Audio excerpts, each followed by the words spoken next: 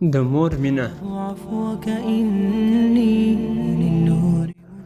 نن یوه کاکا چې عمر یې 50 کاله دی د خبرو په دوران کې د مور د مینې په اړوند راته داسې وویل: زه هر 10 ورځې وروسته د خپل کار ځای څخه د 2 ورځو په رخصتي کور ته راځم. له عادت سره سم کار ته د تګ او راتګ پر مهال کور کې اول د خپلې مور او بیا پلارجان د لاسونو ښکلولو لپاره د هغوی خواته ورځم. خو دا ځل مې زړه کې وویل چې دا 2 ورځې رخصتي مې شپه او ورځ د خپل مور په اطاق کې تېروم. لکه څنګه چې موسم په هېواد کې تغییر کړی او هوا سړه شوې وي، نو سهار چې کله د اوداسه لپاره راپاڅېدم، د اوداسه په ځای کې تودې اوبه او لاسپاک راته تیار ایښودل شوی دی.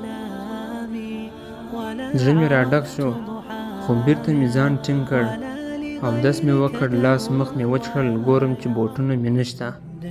یو خوا او بل خوا ګورم، مور مې راته غږ کړ: بچی جانه، بوټونه دې ما خپلې مرستنې کې پټ کړل تر څو تاوده شي او ستا پښې تودې وساتي. نور مې حوصله له لاسه ورکړه او یوه چیغه راڅخه ووته او لکه ماشوم په بغارو شوم. مور مې وارخطا شوه، زه ژر د هغې په پښو کې پرېوتم او ورته ومې ویل: مور جانې، زه اوس د لمسیو بابا یم او ته لا هم ماته د وړوکي ماشوم خیال کوې. اوس ستا د هوساینې وخت دی چې زه لکه د یو غلام په څېر ستا چوپړ وکړم. هغې ښکل کړم، ویل یې: نه بچی جانه، ستا عمر کم دی، اوس هم ماته لکه د یو ماشوم په څېر یې. په رښتیا هم چې د مور مینه هېڅکله بدیل نه لري.